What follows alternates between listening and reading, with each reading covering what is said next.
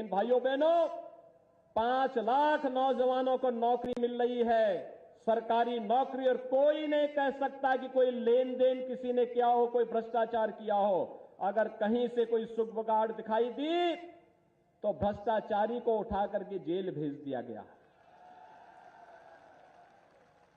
लेकिन प्रदेश के नौजवानों के साथ खिलवाड़ नहीं करने दिया गया।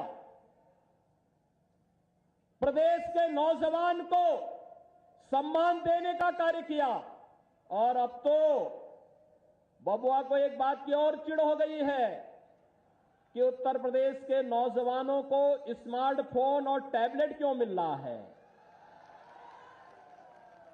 क्योंकि ये स्मार्टफोन गरीब के हाथ में आए, ये स्मार्टफोन प्रदेश की बेटियों की हाथ में आए, ये टैबलेट का लाभ ऑनलाइन एग्जामिनेशन के लिए ही नहीं, ऑनलाइन एजुकेशन के लिए भी हमारा नौजवान करे, प्रतियोगी परीक्षाओं की तैयारी के लिए करे। यह समाजवादी खानदान कैसे बर्दाश्त कर सकता है? क्योंकि वहां तो उनके लिए प्रदेश नहीं, उनके लिए अपना परिवार ही प्रदेश है, और हम लोगों के लिए पूरा प्रदेश ही परिवार है। हम सोचेंगे पूरे प्रदेश की 25 करोड़ जनता के लिए सोचेंगे। वे सोचते थे अपनी खानदान के लिए सोचते थे। बहुत दृष्टि गई, भतीजे तक पहुंच गई, उससे बाहर नहीं जाती थी, उससे बाहर सोची नहीं थी। और भाइयों बहनों, मैं आप सबसे यही कहना चाहता हूं, आज प्रदेश के अंदर आप पश्चिमी उत्तर प्रदेश में जाएंगे, बड़ी भयावह स्थिति थी। 2017 के पहले 2014 के लोकसभा चुनाव में जब हम लोग निकलते थे, 2017 में जब विधानसभा चुनाव में हम लोग पश्चिमी उत्तर प्रदेश में गए थे, किसी कार्यकर्ता के घर में जाते थे, परिवार के सदस्य एक ही बात कहते थे, हमें इस नरक से कैसे निजात मिलेगी, कैसे निजात मिलेगी। मैं पूछता था क्या हो गया, कहते थे बेटियों को स्कूल नहीं भेज पा रहे हैं। क्या हो गया, कहा सब गुंडे परेशान करते हैं, कभी भी उठा के ले जाते हैं। क्या आज किसी बेटी को कोई छेड़ने का दुस्साहस करेगा? उस दुशासन और दुर्योधन को मालूम होगा, फिर पहले तो महाभारत के लिए कृष्ण ने युद्ध किया होगा, अब तो जिन बेटियों को हम लोगों ने पुलिस में भर्ती किया है, ये वहीं पर महाभारत रचा देंगी और वहीं पर उसको काम तमाम कर देंगी। भाइयों बहनों, अंतर यही है, पहले राम भक्तों पर गोलियां चलती थी और अब अयोध्या में भव्य राम मंदिर का निर्माण हो रहा है। अयोध्या में भगवान राम का मंदिर क्या ये समाजवादी या कांग्रेस या बुआ की पार्टी बनाती? क्या राम मंदिर से इनसे कोई उम्मीद करते थे?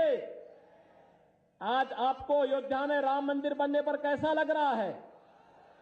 कैसा लग रहा है? पीछे सड़क वाले भी बोलो,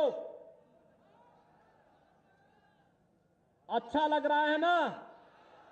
राम अयोध्या में भगवान राम का भव्य मंदिर भारत के गौरव के मंदिर के रूप में आप देखते हैं? अगर है तो भाइयों बहनों, ये काम किसने किया?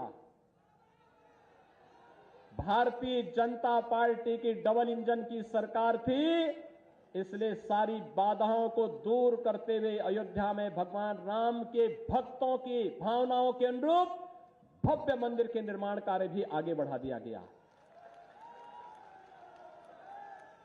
मैं पहले देखता था सीतापुर की ओर से, जब कावड़ यात्रा निकलती थी सावन के महीने में, तो समाजवादी पार्टी की सरकार होती थी या मोहन जी की सरकार होती थी, ये बैन लगा देती थी, कहती थी कावड़ यात्रा नहीं निकलने देंगे। मैं 2017 में जब मुझे मुख्यमंत्री बनाया गया तो मैंने पूछा, मैंने कहा भी आखिर क्यों रोक लगती है इस पे? कहा साहब वो कहते हैं कि ये ठीक नहीं है। तो मैंने कहा सभी प्रकार की यात्राओं में फिर रोक लगनी चाहिए।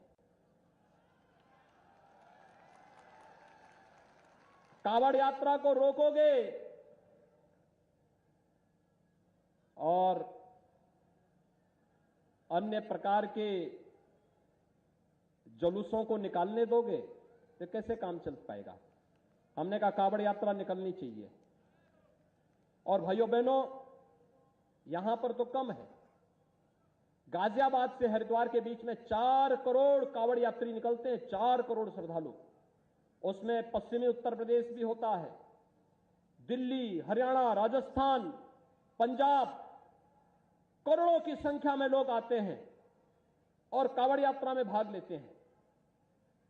हमने कहा कि भाई देखो, पता नहीं भगवान शंकर तो हमारे यहां कण-कण में भगवान शंकर का वास माना गया है और इसलिए कोई भी इस यात्रा को रोकेगा नहीं।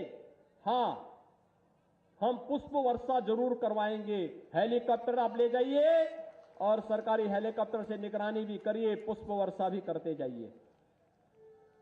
वे लोग कावड़ यात्रा को रोकते थे और हमारी सरकार ने काशी में बाबा विश्वनाथ का भव्य धाम बना करके देश और दुनिया के सामने दिखा दिया कि काशी विश्वनाथ धाम भारत की आस्था का प्रतीक बनकर के उभरेगा। भाइयों बहनों, अंतर यही है, वे श्री कृष्ण जन्माष्टमी पर आयोजन पे रोक लगाते थे।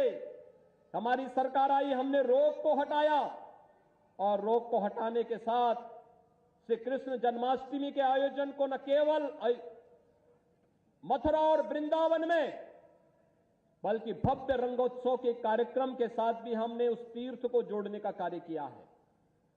भाइयों बहनों, आज प्रदेश समग्र विकास की दिशा में अग्रसर है। मुझे याद है, यहां के प्रगतिशील किसान लगातार मेहनत करते हैं। 2017 के पहले कर्ज के तले दबे हुए थे, उनकी उपज का उचित दाम नहीं मिलता था, गन्ना किसानों का गन्ना मूल्य बकाया था। हमारी सरकार आई, भाइयों बहनों, पिछले 4.5 वर्ष में हमारी सरकार ने 1.5 लाख करोड़ रुपए का गन्ना मूल्य का भुगतान अब तक गन्ना किसानों के खाते में करने का कार्य किया है। अगर मैं सपा और बसपा दोनों सरकारों के 14 वर्ष के कार्यकाल को देखूं तो भाइयों बहनों, 14 वर्ष में गन्ना किसानों का गन्ना मूल्य जितना भुगतान नहीं हुआ था, उतना गन्ना मूल्य का भुगतान हमारी सरकार ने मात्र 4-4.5 वर्ष के अंदर करके दिखाया है। एक तरफ गांव के विकास के लिए, गरीब के उत्थान के लिए, नौजवान के रोजगार के लिए और महिलाओं के कल्याण के लिए, प्रदेश के समग्र विकास के लिए कार्य करने वाली भारतीय जनता पार्टी की सरकार है।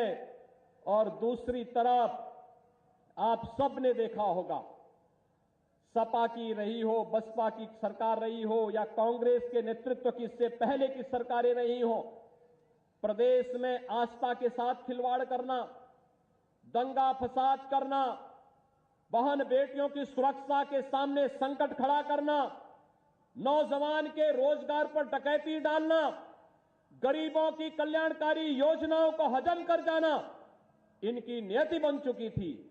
ये लोग प्रदेश के विकास में बाधक हैं, स्पीड ब्रेकर का काम करते थे।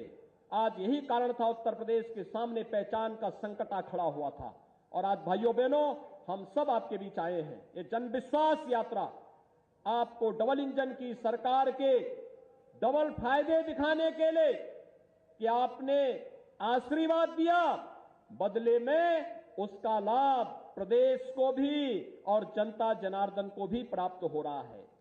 और भाइयों बहनों, यह जन विश्वास यात्रा आपके इस उत्साह को अगले 3 महीने तक बनाए रखने के लिए, आपका आशीर्वाद लेने के लिए आपके पास पहुंची है। आप क्या भारतीय जनता पार्टी की दोनों सरकारों, केंद्र में मोदी जी के नेतृत्व की सरकार और प्रदेश की सरकार के कार्य से खुश हैं? जो लोग खुश हैं, ऊपर नहर की पटरी और सड़क पर जो लोग खड़े हैं, वही लोग भी, और जहां इस पंडाल के बाहर पीछे भी काफी बड़ी संख्या में लोग खड़े हैं, वे सभी लोग अपना हाथ खड़ा करके मुझे आश्वस्त करें। जो लोग खुश हैं, मुट्ठी बांध करके संकल्पित होंगे मेरे साथ में, दोनों हाथ खड़ा करके मेरे साथ बोलेंगे, भारत माता की, भारत माता की, भारत माता की।